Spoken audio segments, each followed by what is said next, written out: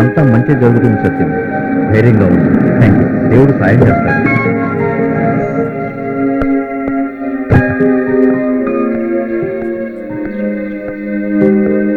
Hello సత్యం, మీకోసం వచ్చాను. Sir మీరు?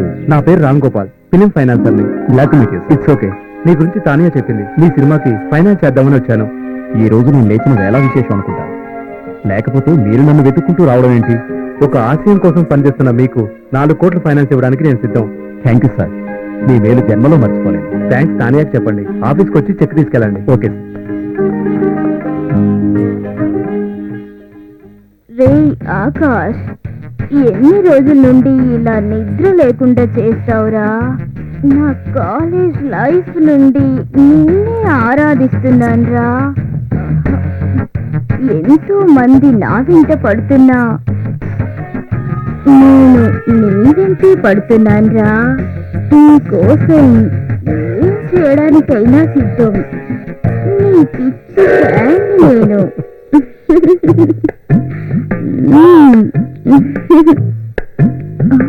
భువనేశ్వరి, నువ్వంటే నాకు చాలా ఇష్టం. నేను వదిలి ఉండలేకపోతున్నాను తెలుసా? కళ్ళలోకి వస్తావు, కౌగిస్తావు, తట్టుకోలేకపోతున్నాన్రా. ఏం చేయమంటావు చెప్పరా? చెప్పు చెప్పురా.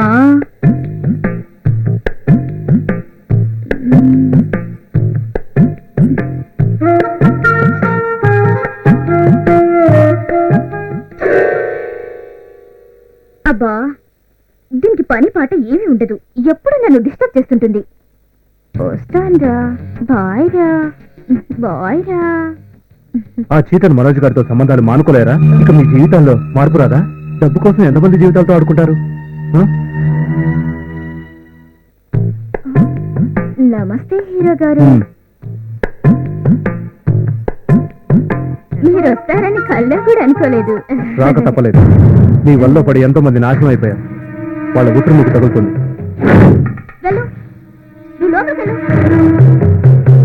చెప్పింది అర్థం చేసుకో. నువ్వు లోపలికి వెళ్ళవే.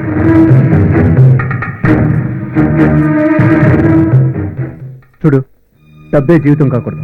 ఆ మనోజ్ మీ ఇద్దరిని బాగా వాడుకుంటున్నాడు. క్షమించండి, మా అమ్మకి డబ్బంటే పిచ్చి, నాకు మీరంటే మహా పిచ్చి. కానీ మీకోసం అవసరమైతే మా అమ్మను వదులుకోవడానికైనా వెనకాడను. మీరంటే నాకు అంత ఇష్టం. ఆ మనోజ్ గారి మాయ నుండి మా అమ్మ బయటికి రాదు. వాడు ఎలా చెప్తే అలా చేస్తుంది. ఇప్పుడు నన్ను ఏం చేయమంటారు? మీకోసం నేనేమైనా చేస్తాను. చూడు, ఇకనైనా కొత్త జీవితాన్ని ఆరంభించండి. మనం మంచి ఫ్రెండ్స్ గా ఉందాం. నీ ఫ్రెండ్ గా చెప్తున్నాను, విను. అలాగే సార్, మీకోసం నేను తప్పకుండా మారుతాను. మా అమ్మను కూడా పూర్తిగా మార్చడానికి ప్రయత్నిస్తాను.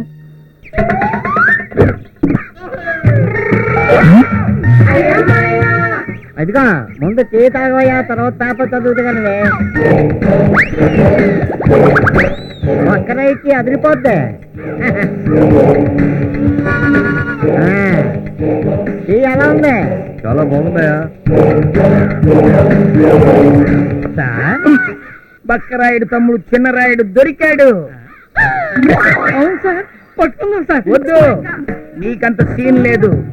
ఆ 2 ఎకరాలు నావి, నేను డీల్ చేస్తా.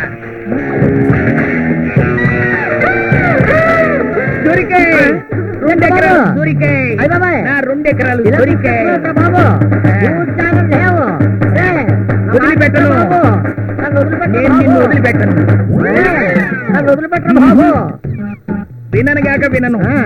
ఒరే, నీ కోసం మీ అన్నయ్య దిగులు పెట్టుకున్నాడు. రక్తం పచ్చి పుట్టినోడే మర్చిపోతా ఉంటా. రే, నీ కోసం మీ నాయనమ్మ మంచంలో బెంగ పెట్టుకుందంటరా.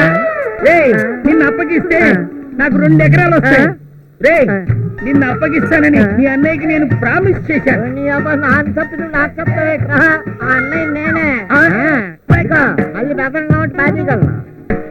అయితే మరి నువ్వు చిన్నరాయుడు కావా? నాకు చిన్నరాయుడు కాదురా బాబు, బక్కరాయుడినే. పోయి మా తమ్ముడిని నిన్ను వెతకమన్నాను చూడు, అది నా బుత్తక్కువ. 10,000 నాకే. సారీ బ్రదర్, నీ వాడిని నేను నెత్తి పెడతాగా. అలవాట్లు పొరపాటు. నేను పొరపాటు చేయడం అలవాటు నాకుంది. అసలు నీకు ఉద్యోగం ఎవరు ఇచ్చాడు?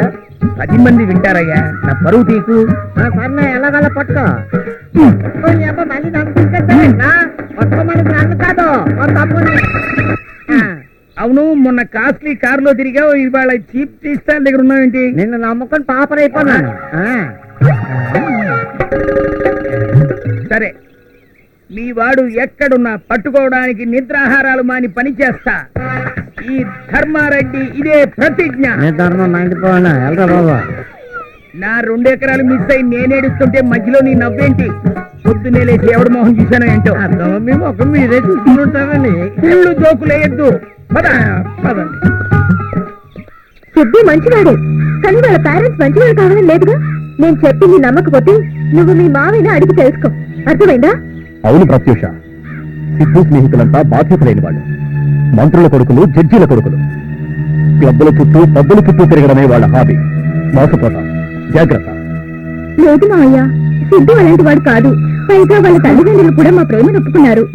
పిచ్చి పిల్ల, నీరు పల్లానికి ప్రవహిస్తుంది గాని ఎత్తుకు ప్రవహించదమ్మా.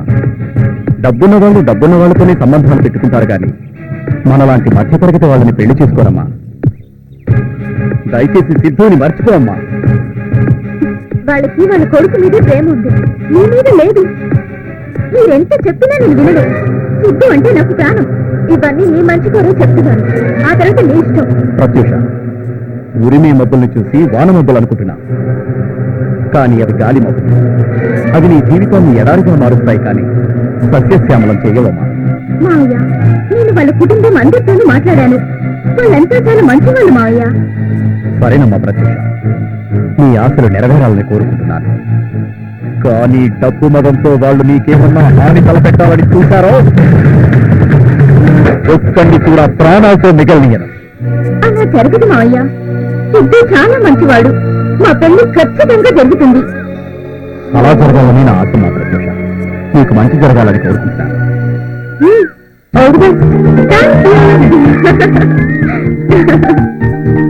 చాలా బాగా చేశారండి. Thank you. చాలా బాగా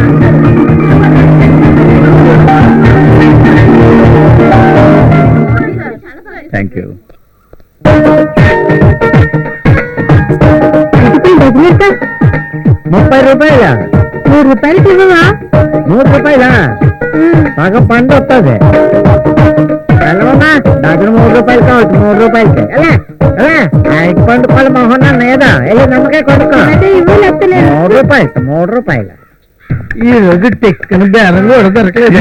తగులుతుంది. చూడండి, అరటిపళ్ళు డజనంట. కొనుక్కోవాలి. ఏం బక్రాయుడు, బాగున్నావా?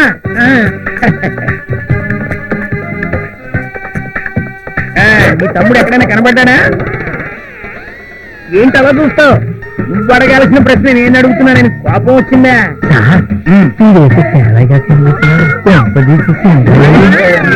నేను వెర్రి బెంగళప్పలా కనిపిస్తున్నానా? ఇంతకు మునుపు నేను కన్ఫ్యూజ్ అయ్యానేమో కానీ ఇప్పుడు మాత్రం చస్తే కాను. సార్ నేను చెప్పేది ఏంటయ్యా? నువ్వు చెప్పేది ఏం? నువ్వు చెప్పేది బక్రాడైతే మీరు చూడగానే నమస్కారం పెట్టేవాడు అని ఇది పెద్దది కదండి. మీకు వయసు పెరిగింది కానీ బుర్ర పెరగలేదు. వాళ్ళ తమ్ముళ్ళు ఇంకా పట్టుకోలేదని కోపంగా ఒక కన్ను తూర్పు, ఒక కన్ను పడమర చూస్తోంది. అవునండి, ఎలా చూస్తున్నాడో దొంగకోళ్ళు పెట్టేవాడు. నువ్వేం మాట్లాడకు, ఆ లాజిక్లన్నీ నాకు తెలుసు. చెప్పడం మా ధర్మం అండి. వెనకపోవడం నీ తమ్ముడు తప్పకుండా దొరుకుతాడు. నువ్వేం టెన్షన్ పెట్టుకోకు. అనుకోలేక బాబు, ప్రశాంతంగా ఐదు కూడా తిన్నావు రేటే. మాట్లాడు. నువ్వు బక్కరాయుడు అనే సంగతి నాకు బాగా తెలుసు. అసలు నువ్వు పోలీసేనా?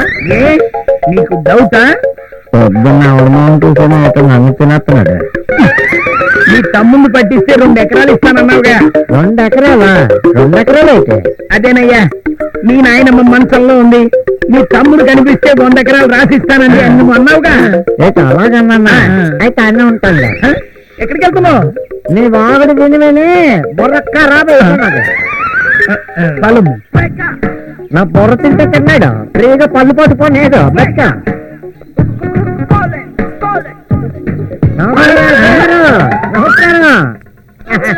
నువ్వు బక్రాయుడు సార్. కన్ఫ్యూజ్ చేయకు. ఇందాక అరటికాయల బండి పెట్టింది నువ్వే కదా? అరటికాయల బండి నానెక్కడం అంటే అంటే వాడిని తమ్ముడు అన్నమాట నా 2 ఎకరాలు దొంపతగా దొరికి నా తమ్ముడు నొక్కిసినావా నువ్వు ఇక్కడే ఉండు నేను ఇప్పుడే తీసుకొస్తా నన్ను తమ్ముడు పోయే దేవుడా ఈ మనిషేడి బండేది ఉండేది కదా కొట్టుకుని చాలా తిక్క మాటలు మాట్లాడకు ఆడే షూటింగ్ లో టీ కప్పులు కడుగుతున్నాడు ఈ అత్తయ్య కూడా ఆడెప్పుడు అట్టుకుంటాడు నానెప్పుడు ఇల్లు తీసుకెళ్తాను నా మామ దగ్గరాలు ఎప్పుడు వస్తాయో నా కర్మ ఏం నమ్ముకున్నాను ఎస్ఐ గారు నీ తమ్ముడిని నేను చూసా కలిసాను మాట్లాడాను కూడా కానీ చిన్న పొరపాటు జరిగిందండి నాకు తెలదేటి నా తంటాలు నేను పడతాను నా 10,000 నాకు ఇచ్చే ఆ 10,000 సంగతి పక్కన పెట్టండి మీ తమ్ముడు భూమి మీద ఎక్కడున్నా వెతికి పట్టుకొచ్చి నీకు అప్పగించే బాధ్యత నాది ఓకే కమాన్